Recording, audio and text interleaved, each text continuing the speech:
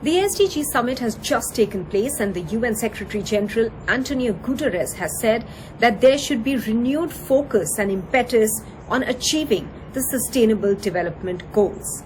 And this is the moment that the countries should look at for this acceleration.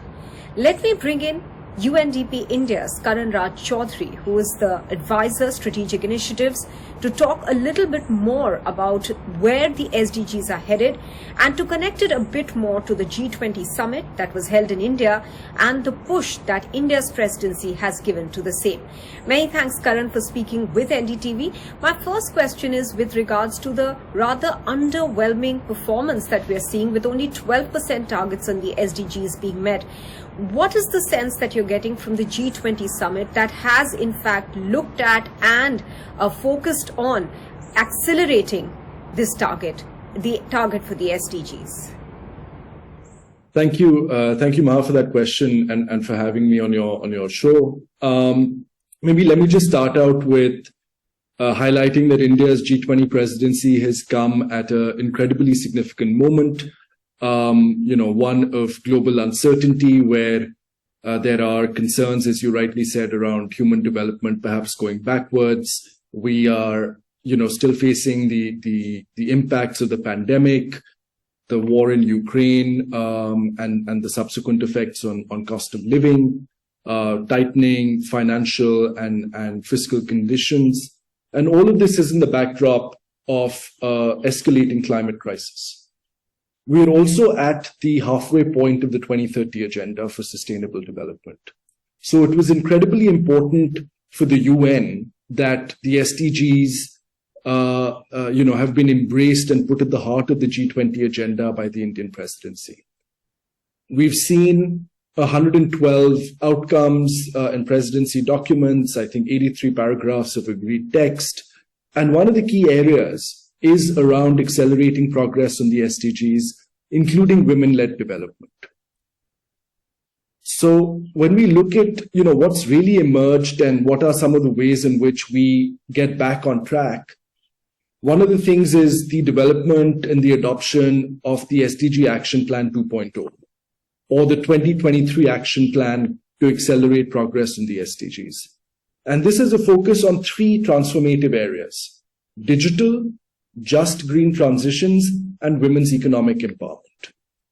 But when we also look at the work that the presidency has done, they've also kept a strong eye on financing, which, as you know, is a key issue that impedes the attainment of the SDGs. It takes note, the declaration takes note of the ongoing efforts of the UN Secretary General to address the SDG financing gap through the SDG stimulus. They've also placed the reform of the multilateral institutions, particularly the IMF and the World Bank, and how do we make them fit for purpose in the 21st century at the core of their agenda. And this is incredibly important because we need to look at how do we support the mobilization of resources to fight poverty, to fight climate change, to maximize development impact. So one of the things that you'll see in the declaration is around the endorsement for implementing the capital adequacy frameworks of multilateral development banks, which could yield an additional $200 billion in lending over the next decade. We've also seen the work that's been done by the G20 independent group that was led by Larry Summers and N.K. Singh. And they've produced the first volume of their report, The Triple Agenda, which calls for aggressive action to increase private financing and private capital flows, as well as recommending capital increases and replenishments for the multilateral development banks. So when we look at the SDGs, the report projects that it will require $1.2 trillion to meet the SDG targets and $1.8 trillion to meet the Paris targets as well. So these are very incredibly important aspects of the SDGs that the presidency has taken into account.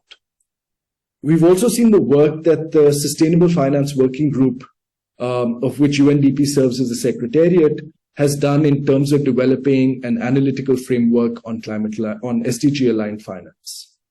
So really what needs to happen next is how do we build on this agenda? How do we make sure that we build on these outcomes and take these forward also at other multilateral forums? So we have the SDG summit that is starting in the next couple of days. We have the UN's SDG summit of the future that will take place next year. And we also have the Brazilian presidency. So there is a number of ways in which all of these conversations can move forward at these other multilateral forums as well. Changing track slightly, Karan, I want to bring to your focus the issue of AI. And why I want to bring it in is because there has been a lot of talk on technology, and even big tech companies have spoken about, or rather sounded an alarm over the use of AI. Now, one of the UN mandates is, in fact, building of democratic institutions, looking at technology, looking at AI. How does the UNDP, or how does this global authority assess this, the use of artificial intelligence? Absolutely, and that's an incredibly important area. Digital tools, artificial intelligence, platforms. These can empower people by bringing widespread access to information and connections. And where available, citizens can use technology to hold governments accountable, and governments in turn can leverage technology to be more transparent and to be more inclusive. UNDP's work in the area of digital and AI really supports the transition towards adaptive, effective, and open governance. One that places human development at the center of any digital transformation. And when we really look at the concrete work that UNDP does, a lot of it is around the preparation and harmonization of policy frameworks. So we provide recommendations for an easy transition to digital platforms. How do you fully integrate human rights? How do you integrate gender equality principles to make sure that no one is left behind? But maybe one of the aspects to touch on as well in this context is through the governance of digital public infrastructure. And DPI, as you know, was also one of the key priority areas for the Indian presidency. And it was an area on which UNDP served as the lead knowledge partner. So what the Indian presidency really managed to accomplish, which was groundbreaking in its own way, was a consensus on how to effectively shape the future of digital public infrastructure, also as an accelerator of the SDGs. So just tying that back into your earlier question. And so for the first time, what we've seen is that a description of DPI has been collectively adopted by the G20.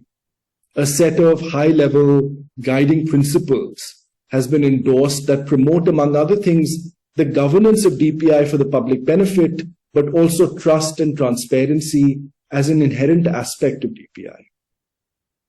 The presidency has also put forward a voluntary initiative called the One Future Alliance, one that is perhaps still being worked upon and still being finalized.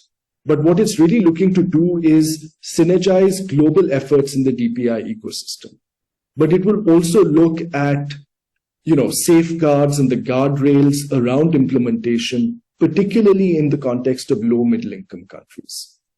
So I think to sort of wrap it up, it's really upon bringing, policymakers as well as the industry together to build technologies that really bridge divides rather than widen them.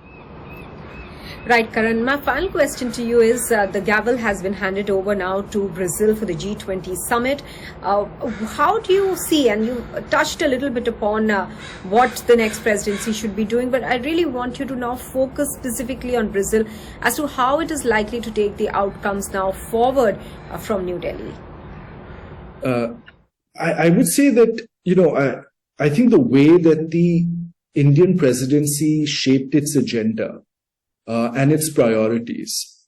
And this started, in early 2022. There were a host of consultations, including with UNDP and our teams, but with a number of other institutions as well. They, also had, the presidency also led the Voices of the Global South Summit to make sure that perspectives from the Global South could be incorporated as they shape the direction of their presidency as well. So the way that they've gone about sort of identifying and laying out their priority areas and making sure we get to an outcome has been through a process that has been quite inclusive.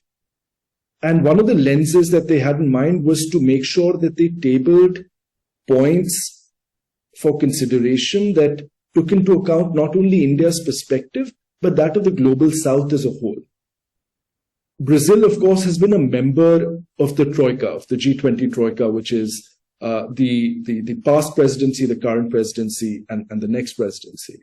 So they've been, intricately involved in shaping and providing advice on these key priorities as well. So what I would certainly think are aspects that we can, that the Brazilian presidency has the opportunity to build on is perhaps one in the context of gender equality, which has been a key focus for the Indian presidency. We've also seen the announcement of a new working group on women's economic empowerment, which Brazil will carry forward. India has also instituted the disaster risk reduction working group. So there is definitely potential there as well to carry that conversation and that discourse forward as well, because this was, of course, the first year of the DRR working group, and India has set a strong foundation for it. Brazil certainly has the opportunity to drill that down further. But there are also a number of outcomes of the Indian presidency where the Indian presidency has set, high-level principles, whether it's in the context of blue economy, it's in the context of digital public infrastructure, lifestyles for sustainable development, also to some extent the SDG action plan. All of these can continue to use further work to distill and galvanize action. Maybe the last point that I'd add is in the context of the reform of the multilateral development banks and the multilateral system, which has been a key area for the global south because financing continues to be incredibly important.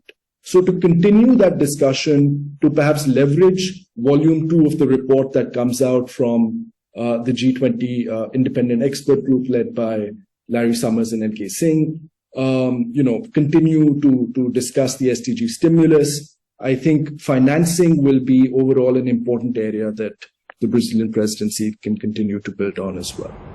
Karanraj Chaudri, many thanks for speaking with us.